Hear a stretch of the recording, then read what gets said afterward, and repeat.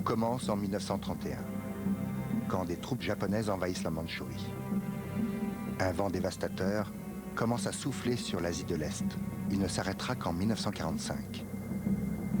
La Mandchourie est immense et regorge de richesses. Bois, charbon, or, soja, maïs, bétail, main-d'œuvre. Pour mieux la dominer, la contrôler, la dépecer, il faut d'abord compléter le réseau ferroviaire commencé par les Russes au XIXe siècle. Les dirigeants ultranationalistes de l'armée du Kwantung font de la Mandchourie leur affaire. Ils décident de tout, planifient tout. Ils s'offrent même les services d'un empereur, déjà 2 fois déchu. C'est Puyi. Puyi devient empereur fantoche de 3 provinces de la Chine du Nord-Est, qu'il nomme Manchukuo. L'armée du Kwantung a le projet de faire venir 5 millions de colons au Manchukuo, surtout des jeunes. Recruté à Tokyo avec des lycéens studieux, mais pauvres comme lui, Yoshio Shinozuka embarque pour le Manchukuo au printemps 1939. Il a 16 ans et ne sait pas qu'il va servir de petite main à l'unité secrète 731. Avant que je ne parte, mes parents m'avaient dit que si je ne me plaisais pas là-bas, eh bien, comme je n'étais pas un soldat, je pourrais toujours démissionner et rentrer à la maison. Ils avaient même dit que si c'était trop compliqué pour moi de rentrer tout seul, ils viendraient me chercher. Après la traversée de la Manche qui sépare le Japon de la Corée, une récente colonie nippone, un train part de Pusan, traverse la Corée et remonte vers Mukden, Changchun, Harbin. Le trajet est simple et sûr. Vu du Japon, le Manchukuo c'est un Eldorado, un pays de cocagne, un paradis facilement accessible.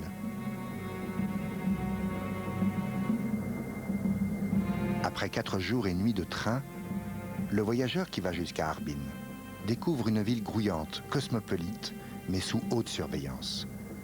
Harbin est proche de l'URSS et le géant soviétique fait peur. C'est là que l'unité 731 a son bureau d'accueil.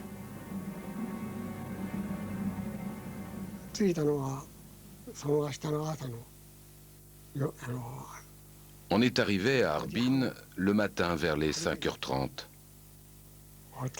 Il faisait extrêmement froid. J'avais mal aux oreilles et ma casquette était complètement gelée. C'était vers le 20 du mois de décembre. Et il faisait si froid que je ne sentais même plus mes pieds. En hiver, le thermomètre frôle aisément les moins 40 degrés. Recruté comme aide infirmier, Teiji Tomihara arrive à Harbin sans savoir non plus qu'il est affecté à l'unité 731. Harbin est une ville qui compte plus de 50 000 Russes blancs. Certains sont là depuis la révolution bolchevique, d'autres depuis la construction du transmandchourien. Leur présence est une aubaine pour espionner les troupes soviétiques aux frontières. Obsédée par une menace soviétique, l'armée japonaise a été convaincue dès 1931 par le projet du médecin commandant Shiroishi de produire à Harbin des armes chimiques et biologiques. Shiroishi rêve de faire de la maladie, cet ennemi silencieux des armées, un allié silencieux. Il dispose de crédits considérables et recrute dans les meilleures universités de médecine du Japon. Fin des années 30, il déménage son unité dite de prévention des épidémies et de purification de l'eau dans un nouveau centre construit sur 6 km², clos de murs et de barbelés. Dans le grand bâtiment central se trouve une prison et des salles d'expérimentation. C'est là que 3 à 5 000 prisonniers chinois, russes, mandchous, coréens et peut-être même américains vont servir de cobayes avant d'être brûlés.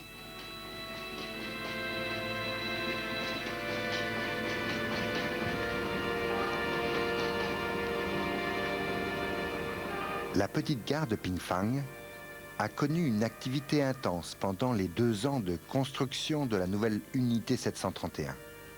Les travaux intérieurs de la prison étaient exclusivement confiés à des entreprises japonaises. Certains des ouvriers en sont devenus les gardiens. Yoshio Shinozuka se souvient avec détail d'une certaine nuit de printemps. C'était en 1939.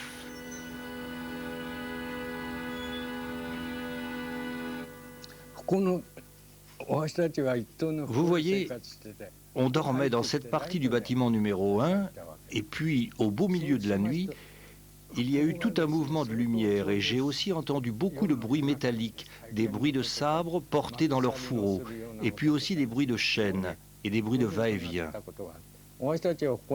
Nous, on dormait là. Comme on se demandait ce qui se passait, on est allé dans le corridor.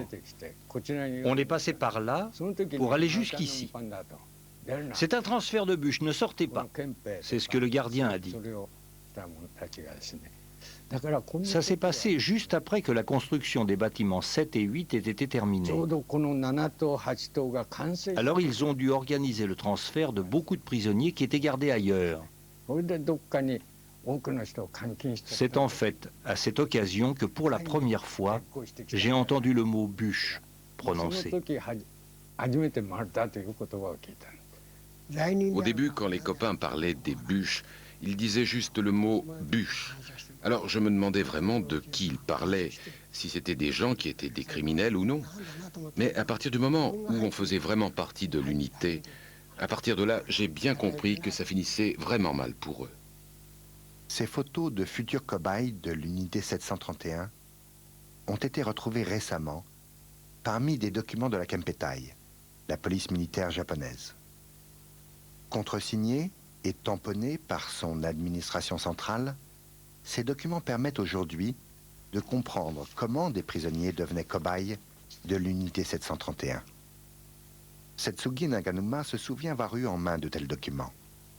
Employé à la Kempeitai, il participa à des arrestations et des interrogatoires de Chinois suspectés d'espionnage pour les Soviétiques. Son service s'occupait aussi de leur transfert à Harbin. Envoi pour un traitement spécial. C'est mon chef de section qui m'a fait comprendre ce que ça voulait dire, un envoi pour un traitement spécial. Cela se rapportait à des gens que l'on envoyait à Harbin. Mais qui s'occupait ensuite de ces gens qu'on envoyait à Harbin? On n'en savait rien. Ça, personne ne le savait. Tout ce que l'on savait, c'est qu'il n'y avait pas d'autre issue pour eux que la mort. On savait que ces gens ne reviendraient jamais. La façon de faire était la suivante. De partout au Manchukuo, la police militaire était en mesure de fournir des cobayes à l'unité 731. La coordination entre l'offre et une demande parfois précise, en termes d'âge et de sexe, était assurée dans ces bâtiments du quartier général. Une fois désigné pour un envoi spécial, le futur cobaye était envoyé et réceptionné ici, à Harbin.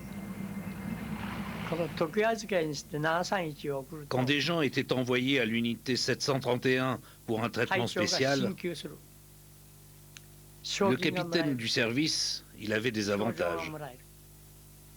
Il touchait même de l'argent, et nous, on recevait une citation. Mais le plus important, c'était que le capitaine pouvait même être promu au rang supérieur. C'est pour cela que les capitaines étaient très satisfaits lorsque l'on mettait la main sur des espions et qu'ils étaient envoyés à Harbin pour un traitement spécial. Derrière ce long bâtiment de l'administration du centre se trouvent les vestiges de la prison. Les cellules étaient aménagées pour gazer les prisonniers en cas de révolte. Affectés au service des recherches sur la peste, Tomihara et le très jeune Shinozuka avaient pour mission de faire des injections aux cobayes. Quand on entrait là, laissez-moi vous dire comment les choses se passaient. D'abord, on tombait sur des membres d'une section très spéciale et ils contrôlaient systématiquement l'identité de tous ceux qui voulaient entrer. Il fallait des laissez-passer avec des photos d'identité. On présentait son laissez-passer et ils enregistraient même l'heure d'arrivée avec une sorte de carte de pointage. Et ensuite, 2 membres de cette section spéciale vous accompagnaient, pistolet au poing.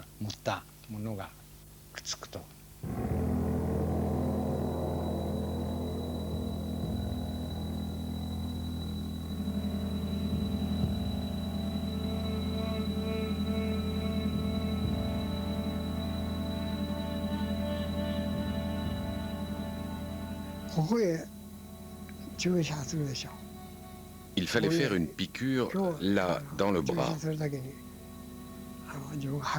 Avant ça, on avait pris 3 cc de bacilles de peste qu'on avait mis dans la seringue.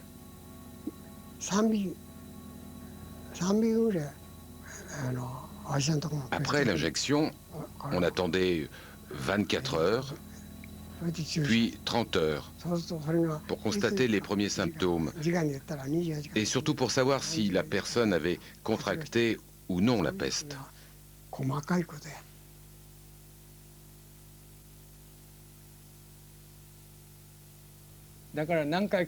Après avoir fait ça un certain nombre de fois, je commençais à connaître un peu les prisonniers. Mais j'évitais quand même leur regard. Quand l'un d'entre eux me fixait, je faisais tout mon possible pour ne pas regarder vers lui.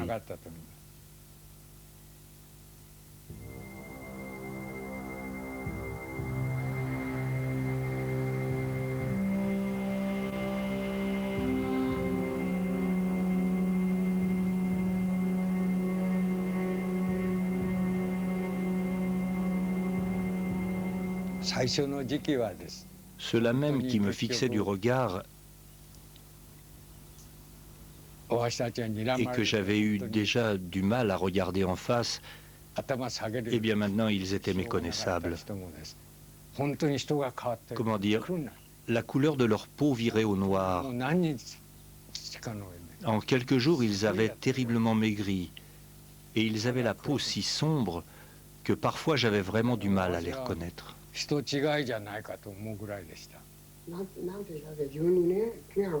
Ils faisaient leur possible pour nous repousser quand on leur faisait mal. Quand on arrivait pour faire des injections, souvent ils résistaient. Ils savaient bien qu'il n'y avait aucune issue pour eux, qu'ils étaient condamnés. Mais si on agissait de façon trop brutale, ils essayaient quand même de résister. C'est pour ça que parfois, on essayait de les amadouer, de leur donner discrètement un petit quelque chose. Ce petit quelque chose, c'était parfois une sorte de pain qu'ils pouvaient cacher et garder quelques jours sans que ça ne s'abîme.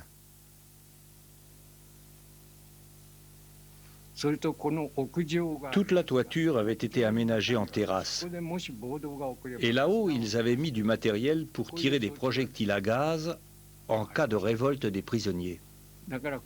Oui, il faut savoir qu'il y avait déjà eu des problèmes. Pas ici, mais quand l'unité était encore à Beyinhe. D'après ce que j'avais pu comprendre, il y avait eu une révolte de prisonniers quand l'unité était encore là-bas. C'est pour ça que ces bâtiments ont été construits avec des précautions particulières.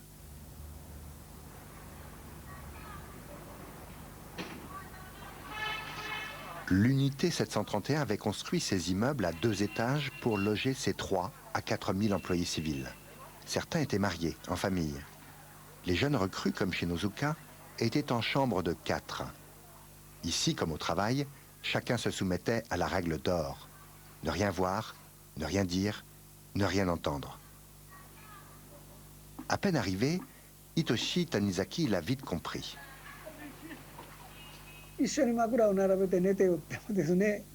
Même le soir au dortoir, même avec votre voisin de lit, vous ne parliez pas de ce que vous aviez fait pendant la journée. Moi non plus, je ne disais rien, rien. Alors vous imaginez bien que dans ces conditions, c'était impossible de se confier, de parler d'autre chose que de la pluie et du beau temps. Et puis, l'inquiétude rendait méfiant. On avait peur, comment dire, on vivait dans la crainte. Si quelqu'un essayait de déserter de l'unité, il était passible des mêmes peines que pour un abandon de poste face à l'ennemi.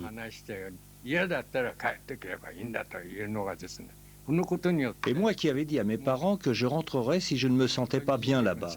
Il fallait oublier tout ça. Il ne me restait plus qu'à me résigner. Je n'avais plus aucun espoir de pouvoir m'en aller.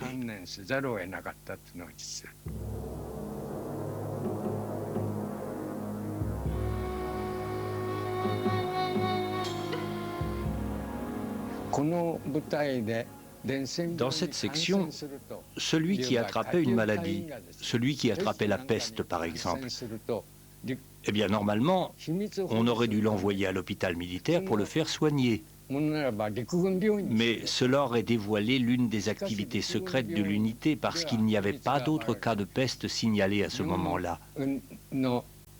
Et c'est pour ça que si vous attrapiez la peste et que vous étiez un sans grade, avant même que vous vous en rendiez compte, on vous mettait là. C'est-à-dire avec les gens enfermés pour les expérimentations. Voilà comment certains membres de l'unité eux-mêmes sont devenus du matériel d'expérimentation.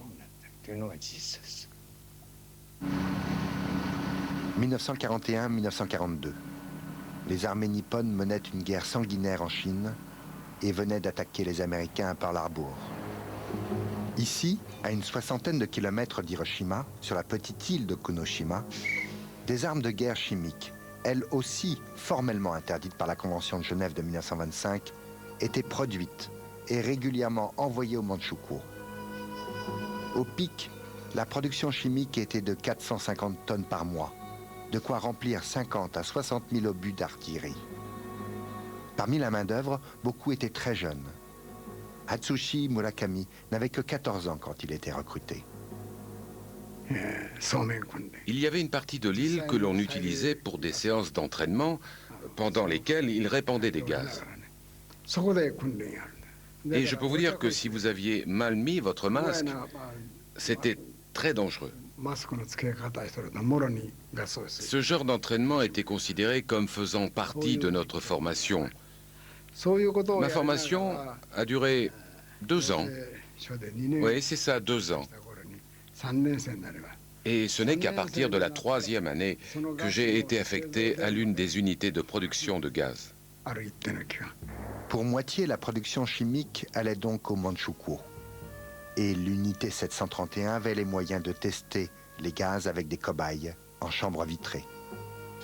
En 1942, l'unité 731 devient une organisation tentaculaire, avec des laboratoires jusqu'à Bangkok et Singapour.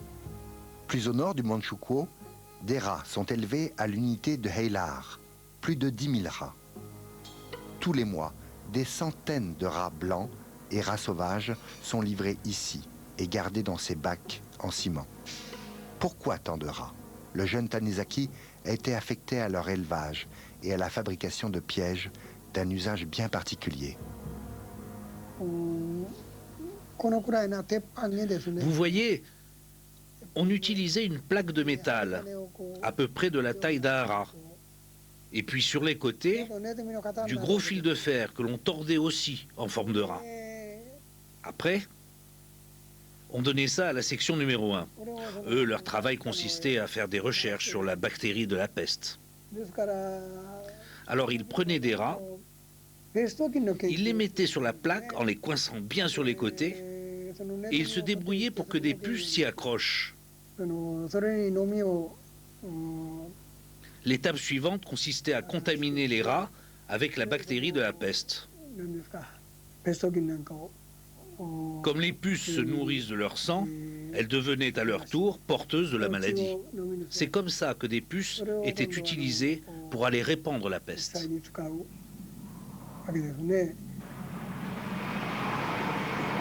L'unité 731 disposait d'un centre d'essai d'armes biologiques dans la plaine de Handa. Cette stèle bien entretenue est là pour rappeler que des cobayes étaient amenés ici pour la journée en camion ou même en avion pour des tests en plein air. Pendant quelques jours, l'accès était formellement interdit à la population locale. Employé de l'unité, Susumu Suzuki est venu plusieurs fois à Handa avec des prisonniers. Eh bien, on attachait ces gens à des poteaux, et puis des avions larguaient des bombes, et puis, comment dire, je n'étais pas là pour ça, mais leur travail, c'était de voir si les puces avec la peste qui avaient été mises dans les bombes, si elles étaient toujours aussi efficaces après l'explosion. Moi, je ne faisais pas partie de ces équipes de recherche, mais à l'époque, comme il n'y avait pas tellement de gens qui sachent conduire, eh bien, je faisais le chauffeur pour eux.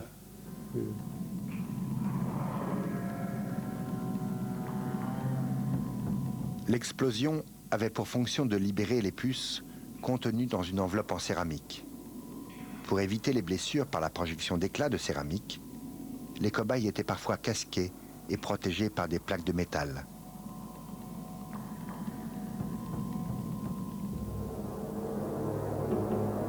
Les largages étaient confiés aux aviateurs de l'escadrille de l'unité 731.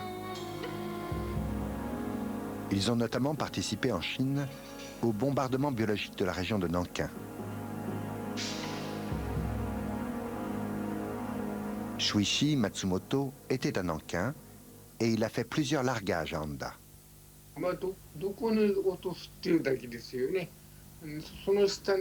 La seule indication qui m'était donnée, c'était la cible.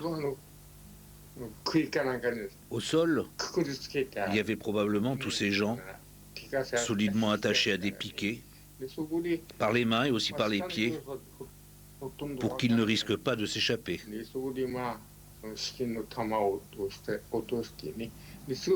Nous, notre mission consistait juste à larguer une bombe et on entre à la base. Des traces d'asphalte de la piste d'atterrissage sont encore visibles. Cette piste a parfois servi à amener d'urgence des groupes de prisonniers. Transportés en avion ou par camion, ils étaient toujours menottés et enchaînés.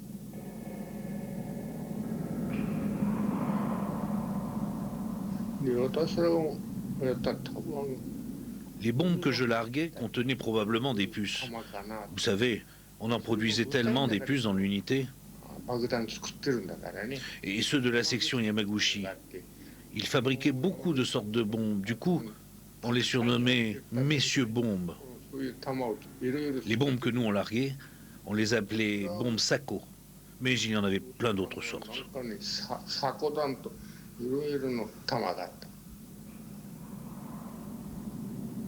Un jour de février, malgré leur fer aux pieds, des prisonniers ont tenté de s'évader dans la plaine. Vite rattrapés, c'est à coups de pare-choc de camion qu'ils ont été achevés. L'un des chauffeurs en a dessiné sa mémoire.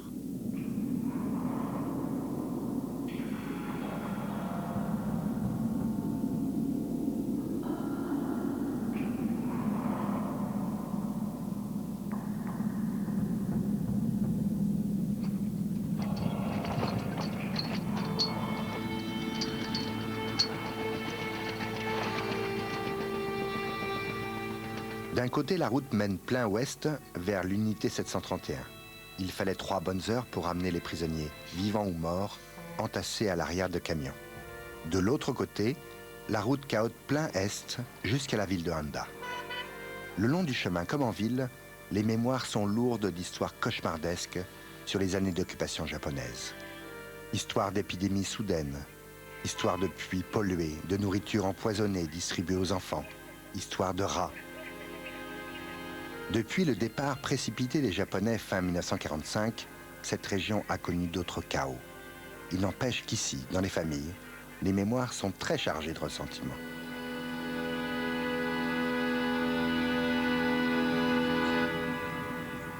Peste, choléra, typhus, typhoïde.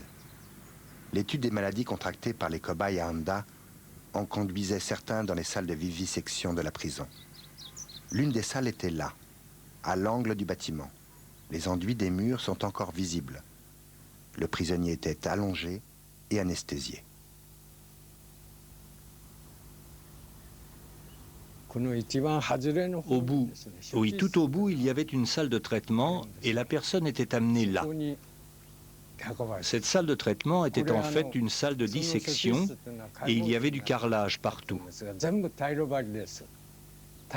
Au milieu de la salle, il y avait un bloc un peu surélevé et ce bloc avait un rebord qui avait la forme d'un corps d'homme allongé.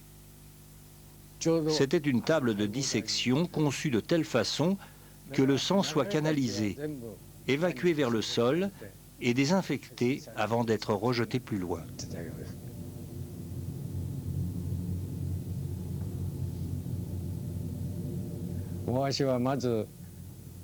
C'est là qu'on m'a donné comme travail le nettoyage du corps.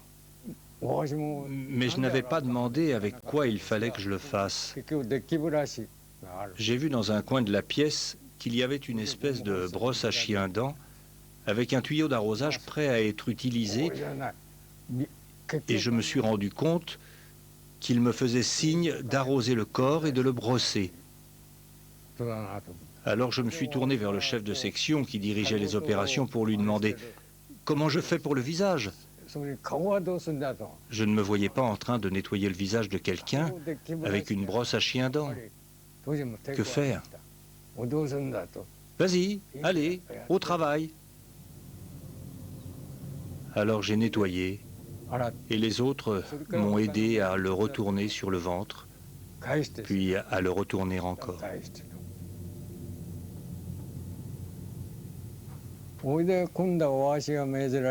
Bien après que la dissection ait commencé, ce qu'on m'a demandé de faire, c'est de prendre des échantillons d'organes et d'aller faire des frottis sur des plaques pour des cultures.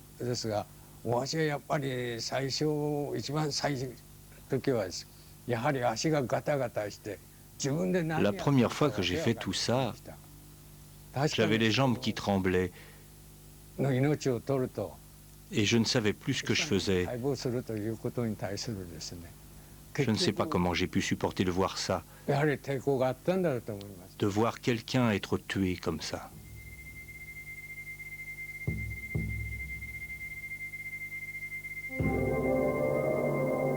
Quand l'année 1942 se termine, que sait-on ici à Tokyo ou ailleurs au Japon de la guerre? Les autorités ne cessent de rouler les tambours pour vanter les victoires. Mais tout bas, on chuchote que la guerre en Chine s'éternise, coûte cher, qu'elle est dévoreuse d'hommes et que des exactions ont été commises. Mais qui sait que l'unité 731 existe et que c'est devenu un monstre à plusieurs têtes? Qui sait que les armées du Manchukuo ont utilisé des armes biologiques contre les soviétiques à Nemonhan, puis en Chine, lors de bombardements autour de Pékin, de Changde, de Nankin, d'Amoy.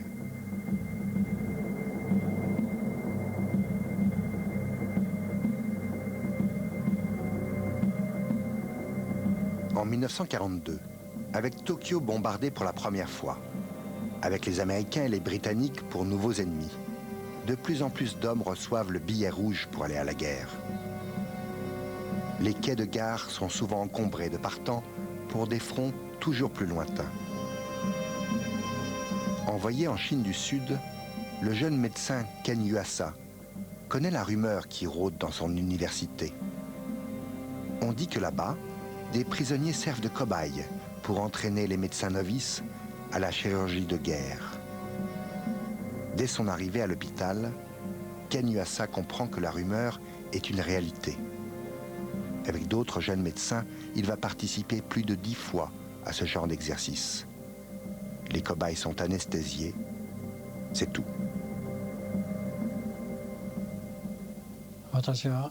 Je me souviens très clairement de ma première expérience de vivisection.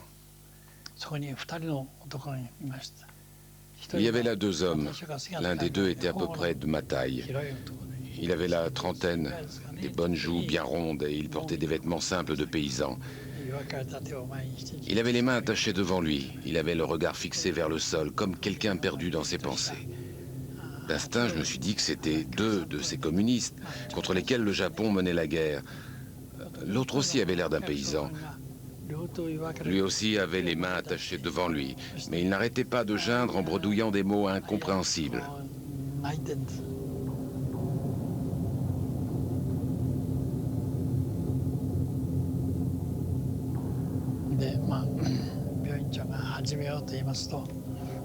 Quand le directeur de l'hôpital, un lieutenant-colonel, a dit « Bon, allons-y, commençons »,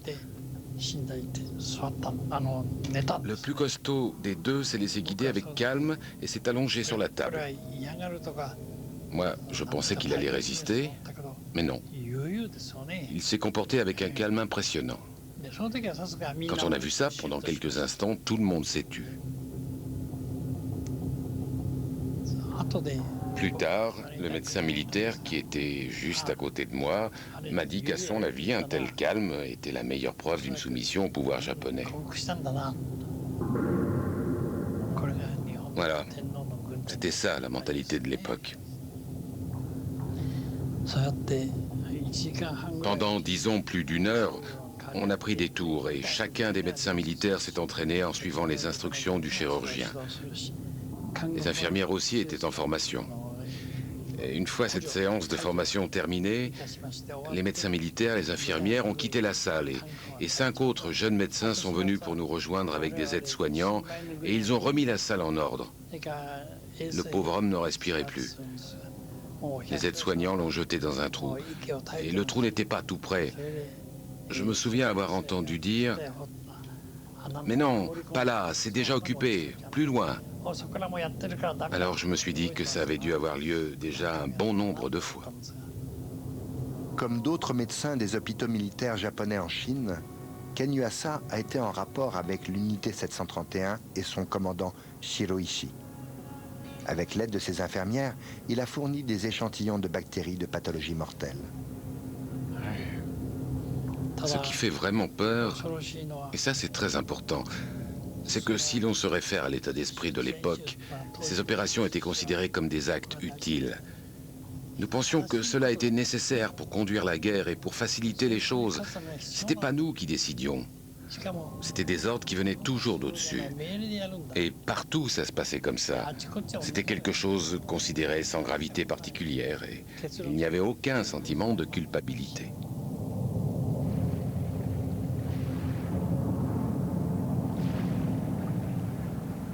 Et cet état d'esprit régna dans les territoires occupés, comme au Japon, jusqu'au dernier instant de la guerre.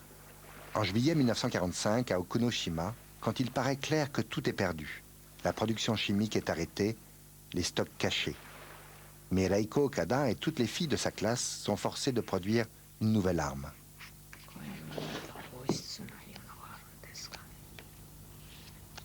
Reiko Okada en a dessiné sa mémoire.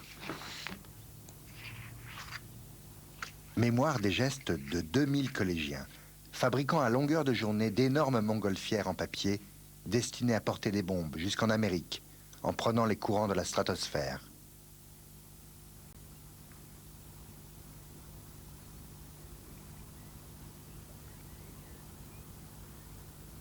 À ce moment-là, on avait la certitude qu'on allait bientôt se battre sur le sol japonais. Il y avait toutes ces îles qui étaient déjà tombées, Attu, Saipan, Okinawa, et il y avait déjà eu tant de morts sur ces îles. Alors les gens disaient, ça va être à notre tour. Et puis il y avait cette chanson.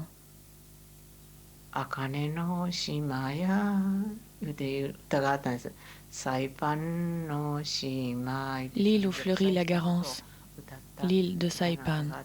Cette chanson qui racontait comment tant de gens étaient morts dans ces îles. On avait clairement le sentiment que ça allait bientôt être notre tour.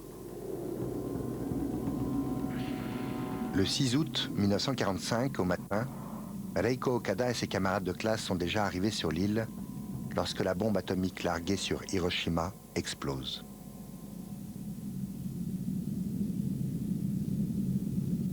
Elles n'entendent rien, mais elles voient comme un étrange flash de lumière.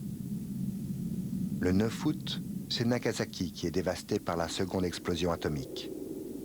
La veille, le 8 août, l'URSS est entrée en guerre contre le Japon et ses troupes se sont ruées sur la Mandchourie. À l'unité 731, la réaction est immédiate. Des ordres sont donnés. Organiser d'urgence l'évacuation par train, gazer et brûler les prisonniers, et enfin détruire tous les bâtiments qui peuvent trahir les activités de l'unité. Engagé récemment pour former 400 jeunes recrues, le sergent Mitsubushi va rester jusqu'au bout. À son souvenir, c'est bien par gaz que les prisonniers ont été tués.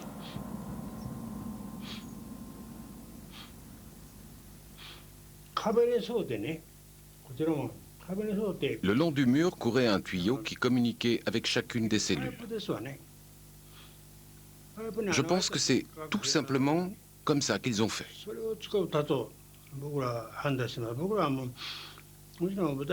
Ce sont les jeunes recrues de l'unité qui ont été chargés d'aller faire, disons, le nettoyage. Ils m'ont dit que quand ils sont entrés, presque tout le monde était mort. Et ils ont tué les bûches avec des gaz toxiques. Et ils ont été brûlés. Pendant 3 jours, il y avait de la fumée. Le temps qu'il faut pour brûler complètement, je ne sais pas, au moins 80 personnes. Après, les cendres et les ossements ont été mis dans des sacs et on m'a dit de conduire le camion pour aller tout jeter là-bas, sous le pont de la rivière Sangari. Le seul pont qui enjambe encore aujourd'hui la rivière Sungari, c'est celui-là. Puis Suzuki rentre chez lui.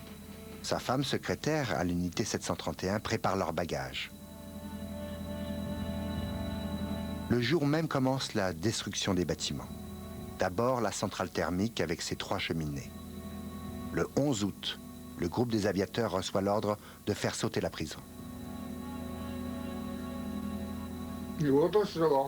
C'est nous qui avons été chargés de la destruction. Il nous restait beaucoup de bombes, mais au lieu de les larguer du ciel, on les a mises à l'intérieur du bâtiment et on a essayé de tout faire sauter. Mais ça n'a pas détruit grand-chose. Le travail est terminé avec des obus de 500 kilos. À part les bâtiments de l'entrée, tout est détruit et en flammes. Jour après jour, des trains viennent chercher le personnel et filent ensuite vers la Corée. Le dernier train quitte l'unité le 14 août au soir. En tête de train, il y avait des soldats armés jusqu'aux dents. Et sur le toit de la seconde locomotive,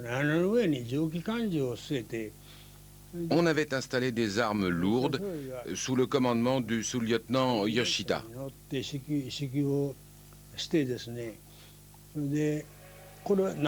La raison de tout ça, c'est que l'on risquait à tout moment de se trouver en présence d'unités de parachutistes soviétiques. Le colonel Ota s'est installé en milieu de train. Il emporte avec lui une 60aine de lingots de platine. Avant le départ, il a exigé que chacun détruise toute photo ou document prouvant son appartenance à l'unité 731. Le lendemain, 15 août 1945, l'empereur du Japon déclare à la radio que la guerre est finie. 5 jours plus tard, ils arrivent à Pusan, où le commandant Shiroishi les attend. Il a organisé le passage de toute l'unité jusqu'au Japon. À l'arrivée, les groupes se séparent, chacun rentre chez soi. Mais une équipe prend la route des montagnes pour rejoindre discrètement Tokyo. Le soir, ils font halte dans des temples choisis. Amis.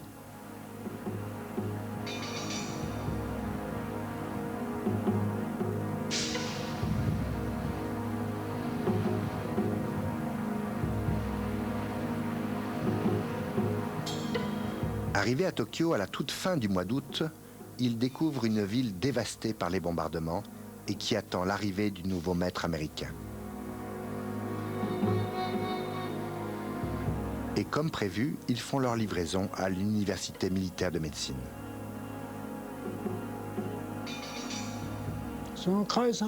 Avant de nous disperser, le colonel Ota nous a donné un ordre. Celui de toujours dire que notre seule activité avait été celle d'une unité en charge de la prévention des épidémies et de la purification de l'eau. Un point, c'est tout. L'ordre était clair et net. Le 2 septembre 1945, au matin, en baie de Tokyo, à bord du USS Missouri, le général MacArthur accueille le ministre japonais des Affaires étrangères qui signe l'acte de reddition inconditionnelle de son pays. La guerre est finie. 6,5 millions de civils et de militaires japonais vont être rapatriés de toute l'Asie de l'Est. Ils rentrent dans un pays dévasté, une société ravagée par 15 ans de guerre. Alors, Bien sûr que la reconstruction économique va être rapide, même fulgurante, mais les silences comme celui qui va entourer l'histoire de l'unité 731 vont devenir des kitsu. Des kitsu, c'est-à-dire des béances, des plaies qui touchent à des questions demeurées en suspens, sans réponse. Ces images de retour et de désinfection au DDT datent de 1946. Commencent alors à Tokyo les 31 mois de procès des criminels de guerre japonais. Mais les dirigeants de l'unité 731 ne seront ni jugés, ni même inquiétés. Rien. Et l'organisation restera assez forte pour imposer le silence à ceux qui seraient tentés de le briser, surtout parmi les jeunes.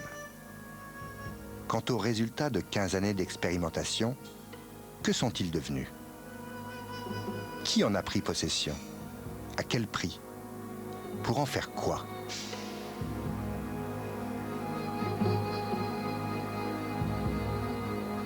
Après la guerre, Shiro Ishii, le plus haut responsable des crimes commis par l'unité 731, a paisiblement dirigé une pension de famille. Il est mort en 1957.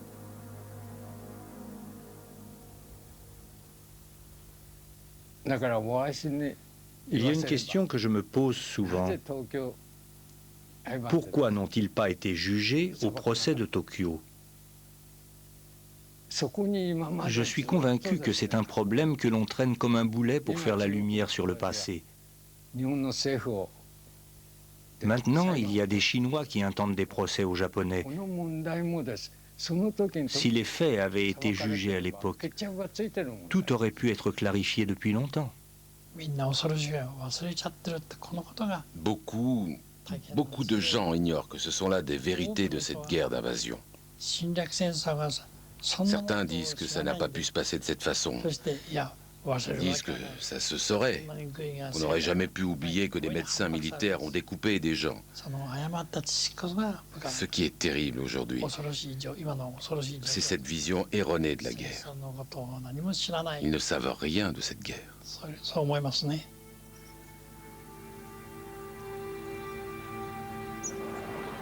Dans le centre de la ville de Harbin, les vestiges témoignant de l'occupation japonaise sont rares et se confondent en partie avec ceux de la présence antérieure et russe. Mais à Pingfang, derrière la petite gare, il en est autrement. Les 6 km² de l'unité 731 sont peu à peu récupérés pour en faire un lieu de mémoire. Des démarches sont engagées pour que le site soit classé patrimoine mondial. Le bâtiment de l'administration a été aménagé en musée. Au sous-sol a été reconstitué avec des personnages de cire une scène témoignant de l'épidémie de peste qui a été propagée par des rats après la destruction du centre. L'épidémie aurait fait 20 000 morts. Depuis quelques années, les travaux conjugués d'historiens chinois, américains et japonais font progresser la connaissance des faits. Aujourd'hui, Masataka Mori rencontre une femme dont le père et l'oncle avaient été envoyés à l'unité 731 pour servir de cobayes. La preuve en a été apportée par l'ordre d'envoi pour traitement spécial concernant son père.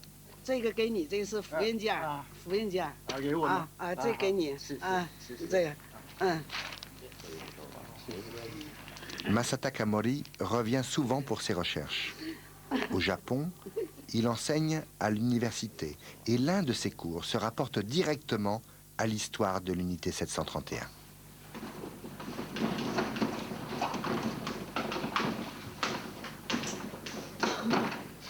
En Chine, une enquête a été conduite par des universitaires auprès de la population avec des questions sur la guerre d'invasion japonaise. Parmi les questions, il y avait celle-là. Quand vous pensez à ce qu'il y a eu de plus révoltant, de plus violent pendant cette guerre d'invasion, à quoi pensez-vous? L'enquête a montré que 6 points étaient souvent évoqués. 1. Le massacre de Nankin. 2. L'unité 731. 3. Les déportations forcées. Ensuite, il y a la politique de l'opium et les femmes de réconfort.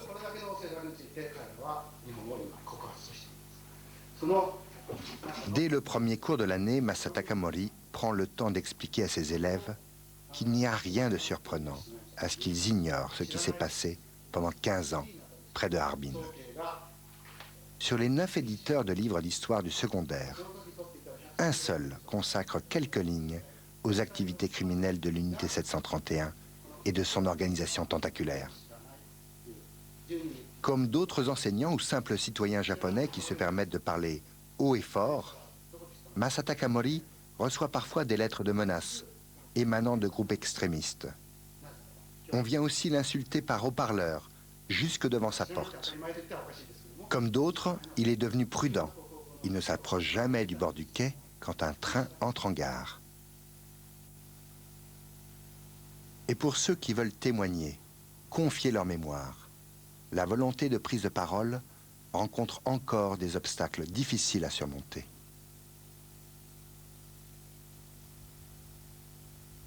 Les fantômes n'ont pas cessé de me hanter. Un jour, j'ai fait don d'une statue de Bouddha à notre temple. Et mon épouse a rédigé un texte en 280 caractères qui a été gravé sur une stèle. Je me souviens, c'est à peu près à ce moment-là que mon ancien supérieur, qui était encore en vie, m'a dit « Suzuki, les fantômes te hantent parce que tu gardes le silence. Dis la vérité, dis ce que tu sais. Ce sera mieux comme ça. » Mais encore aujourd'hui, j'ai beaucoup de mal à parler de tout ça. On a tué tous ces gens. On a tué avec des gaz. Tant de gens ont été tués.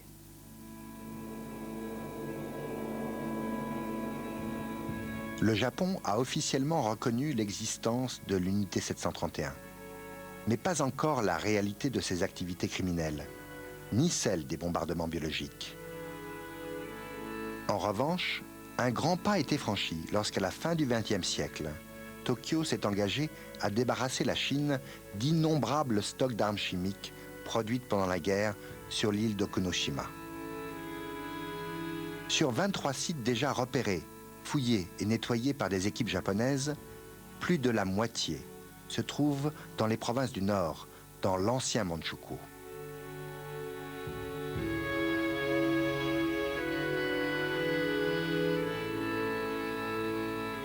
Mais le plus grand de tous ces stocks reste encore à détruire.